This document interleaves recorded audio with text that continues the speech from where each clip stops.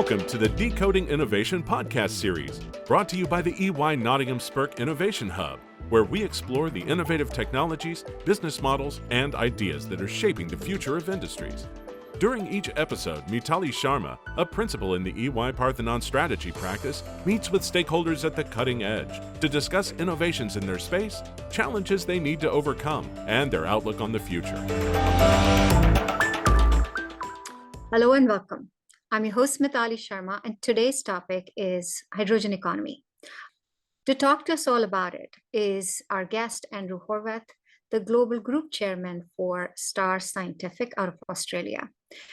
Andrew is also the founding member of the SEC, Sustainable Energy Council, of the World Hydrogen Advisory Board. Welcome to the show, Andrew. Thank you. Pleasure to be here. Before we get into Star Scientific and the whole hydrogen economy, would you mind sharing your background and your journey so far with our audience? Certainly. So my personal background is political and economic. I came into the hydrogen world through my father. My father was a nuclear physicist working in fusion.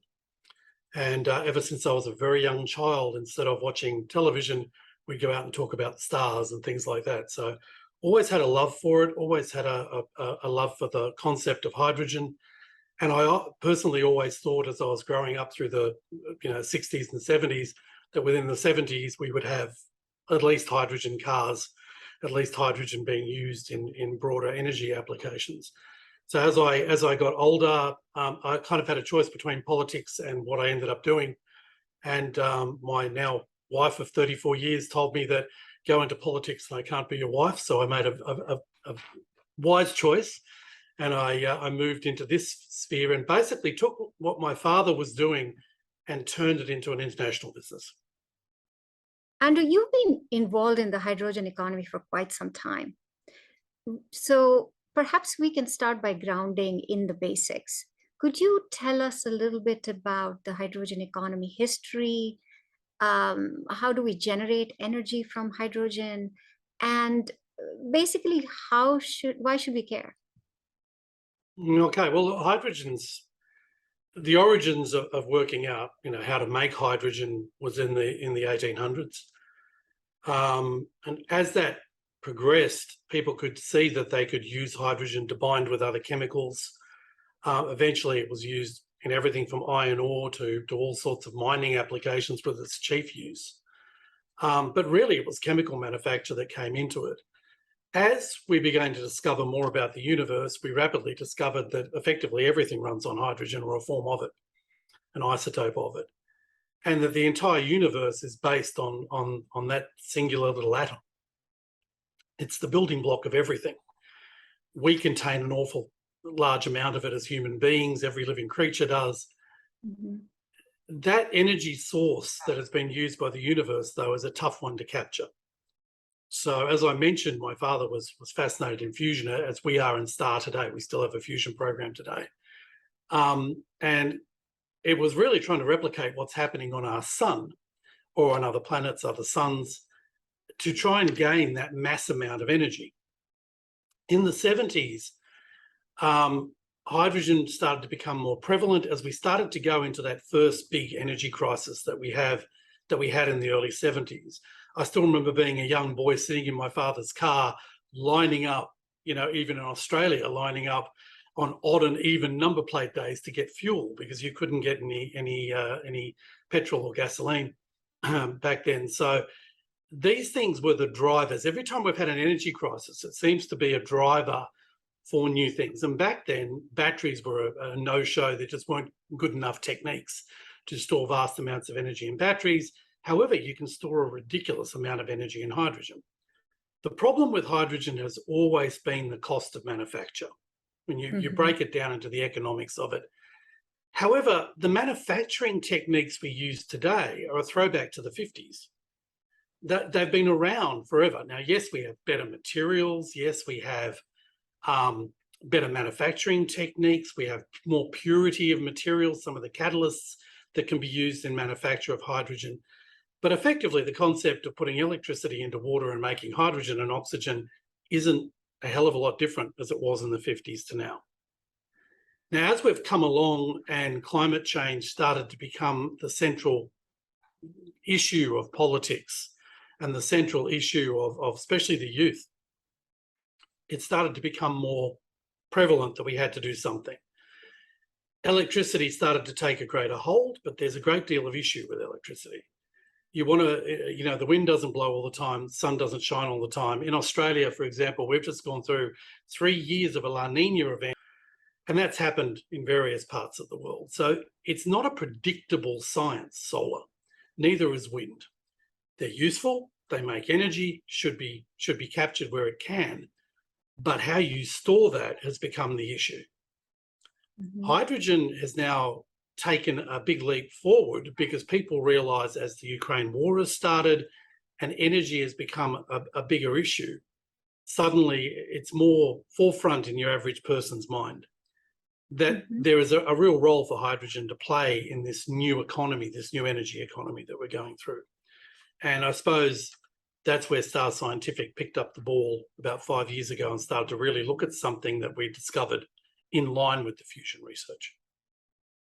And I think we'll get into that specifically in a little bit. But again, going back to the basics, there's different colors of hydrogen. There's a green hydrogen, there's a blue hydrogen, there's a gray hydrogen. Could you identify what's what for our audience? Oh, certainly. Well, grey hydrogen is the hydrogen that's been used through the ages. It's made through methane, dissociation of methane. Methane has a lot of hydrogen in it, and you end up with a huge amount of CO2. So it's obviously not the best solution to stop CO2 going in to produce more of it. You then go to your different colours of hydrogen. Effectively, as you go through, they're less and less and less carbon intensive until you get to green. Green hydrogen is using energy solely from green sources. At the moment, solar and wind would be the most prevalent. But wherever there's a green source of energy going in, breaking down water to hydrogen and oxygen, that's classified as green hydrogen. Hydrogen, for your listeners, is hydrogen. It doesn't matter where it comes from. It's still the same atomic structure. There is no difference whatsoever in hydrogen. So it's really how much carbon is associated with its manufacture. Interesting. And as you talk about or think about hydrogen economy, what part of the economy would be more amenable to being powered by hydrogen? We believe firmly here that there is a mistake being made at the moment by a lot of the governments around the world. And we have a new government in Australia, and they've gone headlong into, zero emissions by X period of time. And when you hear them talking about this, they talk about green steel. They talk about mass amounts of where these big energy things are, alumina manufacture, things like that, with these huge energy inputs. The issue with that is that green steel, for example, is a couple of 100 tonnes per hour of hydrogen to run. We look at it differently. We believe heat in industry is the key. If any of your audience look around the room they're sitting in, they'll find 95% of everything they're looking at has a heat component, a pretty big one actually. So we look at things like food, beverage manufacture, plastics, bottling plants, all these packaging facilities. All of those require heat that is not on a very, very large level. Most of them are somewhere between the 75 Celsius to 150 Celsius range. So that is where we see that you have to slot in first. So if you can tackle the food industry, you've tackled a good chunk of what's going on. And you've also brought it to the consumer's attention that product A versus product B, this product has a low, very, very low carbon value because the energy used to make the product is very, very low. So that's where we've tried to tackle the initial entry. You then can look at things like the conversion of existing power stations. In Japan, there's a very high percentage, it's well over 60% of their power stations have an extremely long life left in them. Many billions of dollars invested by investors, and everyone says knock them down. We think that's nonsense. We believe that where you have to go next is to replace those boilers with something using hydrogen and therefore create the steam and just let the plant run like it was designed to do, minus the pollution, minus all the storage of polluted components, minus all the coal shifting. So a huge, 2/3 of the plant would be redundant, and you would not have all that energy. So those sorts of things we believe are the answers, but we really believe going into direct where heat is used in manufacture is the key. It's smaller amounts of hydrogen being required. It's easier to not have to change the entire plant over, but just change the heat component of the plant, one boiler for another, for example, and not have to change that investment that's already seeded in the plant. It's an easier way for manufacturers to look at. To convert a plant completely electric, as a lot of people have tried and said, is a hugely costly enterprise. It's massively costly. If you can do a plug and play solution where you can then convert that plant, and realistically the plant is now zero emissions energy, then the rest of what they do can be handled, slowly and predictably as they change over to as close to zero as they can get. That incremental approach does seem very logical. And this is perfect segue to get into Star Scientific. So tell us a little bit more about Star Scientific, what the basic technology is, and the journey so far. Certainly. So during fusion research, fusion's a complicated beast. We were in a very unique form of fusion called muon catalyzed fusion. And part of that required a great deal of materials development. So we developed a very high-level materials development team. Now, when you're doing that, you're experimenting with a wide variety of different materials that you can activate in the way we do to create neutrons, which is the output of fusion. About 5 years ago, I got a phone call and my lab team said, look, we've got something very interesting here. If we take this particular catalyst that we've built and we apply, hydrogen and oxygen to it, we get water immediately, but it becomes incredibly hot. We take the gas away, it stops. We put the gas back, it starts. So, we went through, okay, someone must have discovered this by now, the normal sort of things you do in science. Quickly, rapidly determined that no one had, and we had a patentable object for a start. Second thing we determined was we had a product that did not degrade over time. So it was a true catalyst. There's no replacing what we do. So we named it HERO, sort of for the emphasis of what it could do for the planet. So it's Hydrogen Energy Release Optimizer, HERO. And we looked at this and we started to develop it pretty quickly. So HERO can go from 0 to around 800 degrees Celsius in about 3 minutes. It has the ability to stay there all day. It is a coating, so it can be as large in terms of surface area as you want. It's a surface area derived product. So if you want a lot of energy, bigger surface area, smaller energy, smaller surface area. And the rest of it's controlled by the speed and feed of what you're trying to heat, your working fluid. So if you're heating water, quicker the water moves, more volume of water, more heat you need to apply a particular temperature to it. So it becomes a very simple, small, elegant device that can move about 90% of the energy of that reaction going from hydrogen and oxygen back to water, which is a double step down in energy. About 90% of that can go into your working fluid. So that gives us the ability to create very, very unique modeling. So as I said, with the food plants, 85 degrees it's all about speed and feed and the amount of HERO that's there. But you have a device that's 25% of the size of a standard boiler in doing it. The way we've designed the heat exchanger application is it's a single pass. So there's no multiple pass-throughs to get the temperature you want. You pass it through once and you will have the temperature you want. Could you share with us what is the source of hydrogen? Oh, the water. It's purely water. It's pure water. Okay. But that's the best possible way to do it. If you want zero emissions out of it, you have to break it down from its purest form. And really, hydrogen and oxygen in water is all there is in water. So purified water, which is why it's so good that we produce absolutely pure water to put back into those systems. So we break down water into hydrogen and oxygen, and we use those components, gain the heat out of the step change back to water, and then we just take it back through the cycle again. That's fascinating. Tell us a little bit about your rationale of actually going to a non-combustible source. The non-combustible source is important. Burning hydrogen, in our view, is a big mistake. Hydrogen does not produce infrared energy, right? It produces UV energy. Anyone holds their hand under a black light realizes there's no heat there as opposed to an incandescent light or something that's producing infrared energy. The flame shapes are really important in hydrogen. The tip of the hydrogen is where you get most of your temperature. So for an example, you hear a lot of these people talking about hydrogen turbines and we're going to burn hydrogen. When you talk to people at conferences, you get, oh, well, yeah, initially we're going to burn 5% hydrogen, the rest will be methane. And then it will be, oh, maybe in 20 years we'll burn 35% hydrogen. The reason they're talking like that is you only get a third of the energy out of the thing because you can't get all the energy out of it if you're relying on UV to be the energy transmitter.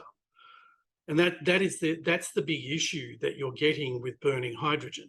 It is a waste of hydrogen. You're going to have to make a hell of a lot more to get these things to work. It embrittles things when it burns, so it embrittles metal very, very badly when it burns. You have to also still have a NO2 solution, your NOx solution for pollution, for nitrous oxides, because if you are burning it in air, you're burning nitrogen at a high temperature and you're ending up with NO2. So you still need to have the filtering systems in there. Hero doesn't require any of that because we're using pure oxygen, pure hydrogen. And because we're not burning it, we are taking the excitation energy of that step change from hydrogen and oxygen to water. We take that excitation energy and move it from point A to point B, which is your working fluid. So there is no burning in that.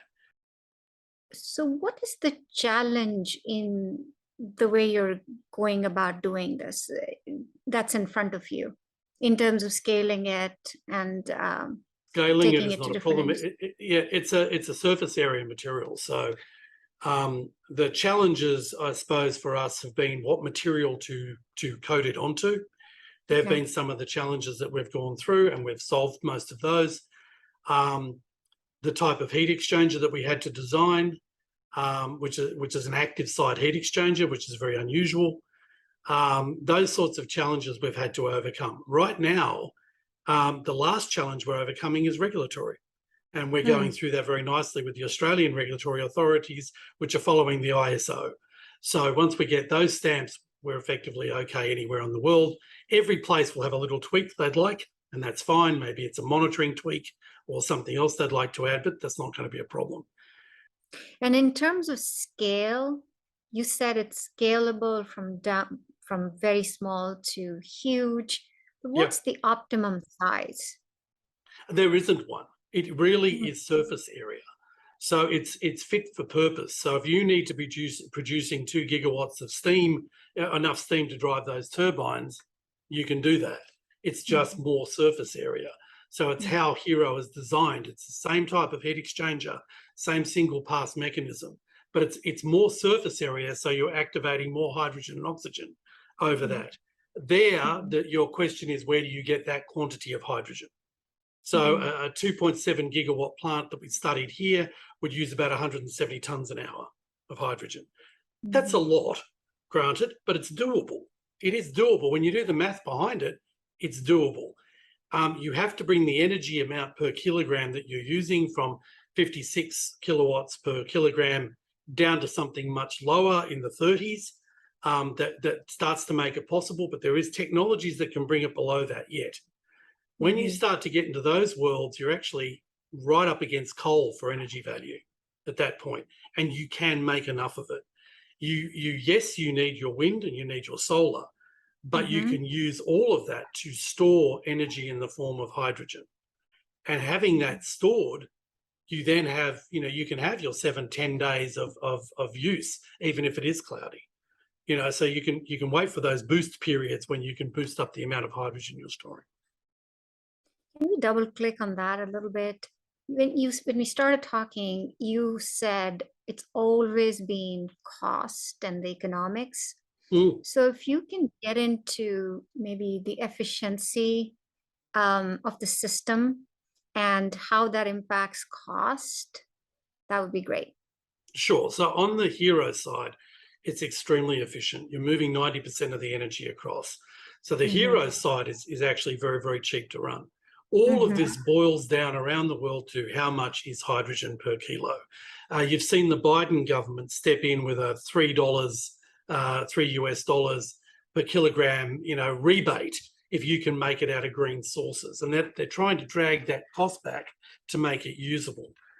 We see it as the inefficiency of old technology is causing the cost issue. So right now, your averages are between 50 and 56 kilowatts per kilogram. That is going to, make up to $8 a kilo for your hydrogen, which is ludicrous. It's too much. You need to bring it down to that $1.50 range, that $2, $1.50 range US per kilo. There are ways of doing that. There are a number of very smart electrolyzers starting to come onto the scene now. We have one in our labs working every day. And that system is already in the high 30s. So that's a dramatic reduction in the amount of energy you need. It also is a very, very efficient system in the way it works in compactness of size, the material it uses, the recyclability of those sorts of things. It's all been built into that. But there are smarter systems coming that will literally bring hydrogen under the cost of natural gas. Tell us about this journey, when you started and now, and how you scout for potential partners and how you're bringing it together. Sure. So STAR has always made all its own prototyping. We have a very large engineering shop. We make all our own gear for quality control. And we did that because of the nuclear side of what we were doing with fusion. That became very important. If you have a slight error, it can cause you a big problem. So working with that, we've maintained that. But when you look at electrolyzers and things such as this, you have to look for, there are many other clever ideas out there. So we have looked around the world and we've looked from bigger manufacturers who have come up with something clever that could make with what we're trying to do, down to the guy who is sitting in his garage who goes, Eureka, I have an idea. And we found a couple of them. The unit I'm talking about in the plant at the moment came from that, 2 people in a garage. Those sorts of people can't apply for government grants. They can't apply. It's too much paperwork. When you see these government grants given, I'd ask your audience to look into them a little bit more. You'll discover very rapidly that the government grants are given to the big corporations because they've got a team of lawyers who know how to fill out a government grant form. Your average guy at home can't fill one of these things out. You can't supply the info. You can't do it. So we went out there looking for people like that. We watch social media carefully. We watch things, but we also have a very, very unique shareholder group. While STAR is a public company, it's not listed. It has a group of shareholders that are strongly environmental, and they have been interested in this for a long time. So they will bring us people and say, we've found someone that could be really interesting. Now, admittedly, 8 times out of 10, it's nothing. But those 2 times, dear God, they're interesting. And we grab those and we say, first thing we say is, this is your product. It's not ours. You get the benefit out of it. You do all of those things. We, however, can help you develop this into what we need, and we can license it, manufacture it, do everything necessary to bring your vision to life, because we have the equipment, we have the talent, we have the people, and we have the experience. So we've done that with a number of things. STAR has a division called Black Swan. And Black Swan is kind of the skunk works, of STAR. It is the background where we hold secret inventions, some from outside, some from inside, and we develop those things. So that's our partnership, lineup. Now we're looking at things such as the turbines. We're not turbine manufacturers. We're never going to be turbine manufacturers. You go to people who have vast experience in this and you say, you have that bit, we've got your heat source. Let's get together and work on it somewhere. So that's what we're doing. So those sorts of things, and work again with the steam turbine manufacturers. What is the ideal way to hook that system up? What's the ideal way to reheat the steam? Currently, in very large turbine plants, power plants, they take the steam that needs reheating all the way back to the boiler. Well, we could put a hero unit right there next to the turbine and do the reheating on the spot. So you could up the plant's efficiency by 10% just from that round trip, cancelling that round trip. So we're working with those people. So our partnerships tend to go out to the technical side of the people out there who are going to be using us and how we can integrate with them, as well as trying to find those unique minds who haven't got a hope in hell of getting their product off the ground. And we've been pretty successful at doing that. Tell us a little bit about your first customer experience when you were thinking in terms of what should be your minimal viable product. We originally went in looking at the power generation market Mm-hmm. because we thought the smartest thing to do is keep these big plants operating. They're already connected to the grid, vast amounts of investment. It's smart. The issue there became hydrogen. Where do you get 170 tonnes an hour of hydrogen at a reasonable cost to make it worthwhile? And then we started to look across the range of the units, and it became very apparent to us that we were operating test units from 80 degrees right the way through to 800. And we were going, okay, where does this fit? So we got in bed with a little group who was looking for a green energy solution to some of the food manufacturing. Now, where we're placed on the Central Coast, we're very lucky. We're right in the middle of the food hub. We didn't know it, but we are. But down the road from us is our first customer. Half a kilometre down the road, there's another 5. So we formed this hydrogen hub, food hub. And we went to the federal government, said, can we have some funding? And they've been pretty good about that, state government. And they got that food hub going. First time we had 3 customers come through the door and say, let's see your plant, let's talk about it, whatever. The next time we did it, we had 25. The next one we had 47 in the food hub. Now I think it's well over 60 that are in that local. And we're going, where are you all? You're all hiding somewhere because we can't see all these plants.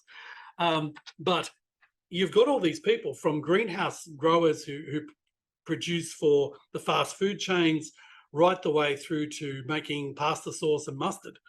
All these guys and packaging, all these guys are in that local area. So that was the first customer experience. Really was one of them who said, listen, we'll be your pilot. We're a mega international food company. We have a big plant here. We want this plant to go green. The mother company wants to do this.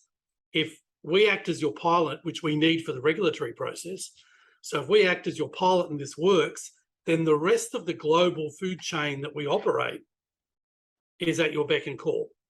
So that was the first real, okay, let's sit down and really talk about how this works. And they came back 4 times because they kept going, we can't get our head around that you're replacing that big boiler we have with this small thing over here and how this works. And eventually their technicians, as we signed NDAs and MOUs and we allowed them in a bit, they started to go, oh, wait, oh, right, now we see what's going on here. And they brought university people in who all looked at it, and every university professor that's walked in there is just grinning, going, wow, how did you discover this stuff? Like, this is amazing. So as everybody's discovered it, they went, okay, we really want to move with this now and get this installed. So we can have this, our Australian products, green energy, but then the world's your oyster as far as that firm is there. Now, obviously, they've got a lot of other very big firms around them who are all watching this, who are all become part of the food hub. So their comments are, well, once you've got them sorted and your regulatory side is sorted, we want you in our factory too. And that started to happen around the world. From greenhouses in Hungary, we had a 40-hectare greenhouse complex in Hungary ring us the other day and said, when can you be here? Like, we want this heated 24/7 and we need it to be green. But really it was getting the manufacturers to understand that they weren't changing the entire plant. In fact, one of the things we tell them is if you don't tell your employees you've changed, they won't know. When you think about the talent pool that you go after, where do you get that talent? Industry and university, a lot of our talent pools come directly out of university, very, very smart young people. But you need people in industry who have seen a project through. You need those people. So there are a lot of the gas industry can work well with us. A lot of the boiler industries can work well with us. So we've got experts in those fields. We've got experts in the different fields that we need, chemical engineering, for example, and things. But really the talent pool has to come up from underneath, from the universities. And it just, even talking to some of our young people, they've got this inane sort of thought occasionally in their head that it seems to be someone else's problem. We're working on this great idea, but gee, we really need that politician to do something about this. And you go, well, think about what you're doing in the lab every day. You're doing something about it. Wouldn't you prefer 100 more of you doing something about it, as opposed to one politician who's there for 6 years or something? I don't get that. I don't get the mentality around that. And that's what's being taught to them. And I really think that's a shame. We need to teach innovation. Your hero technology was patented. I guess my question is, patents last only for a specific period of time. I know in the United States, it's about 20 years. What's your philosophy around protecting your intellectual property? Or are you moving beyond that in terms of creating a solution? Yeah, definitely. Look, you have a patent period, but there are other ways to protect your IP. Copyright's another one. There are phases of the copyright law that allow you to protect for almost in perpetuity. There are other ways to do things too, though. There are certain manufacturing cycles that we're never going to release. So there are certain things, like with Hero, if someone were to steal Hero tomorrow and try and start it, they'd get it to work once and that would be it. They'd never get it to work again. And that's because there are specific things built into it to make sure that unless things are done in a certain way, it isn't going to function the way they think it is. So you build these things in for your own protection. It's one of the reasons we're not interested in selling it. We don't want to sell Hero units out there. We're going to try and, use that and sell the energy as much as possible. And we're going to put as much security around the Hero system as we can. Every Hero unit is AI controlled. We'll know long in advance if we need to go and alter something, and we will learn from that and fix it. So Hero will be ever evolving. It's one of the things we pride ourselves. We evolve really quickly at Star. And that's a perfect way to end this segment. Thank you so much, Andrew, for your time today. This has been a fascinating conversation. Oh, look, it's a pleasure. It's a pleasure to speak with you. The Decoding Innovation podcast series is a limited production of the EY Nottingham Spurk Innovation Hub, based in Cleveland, Ohio.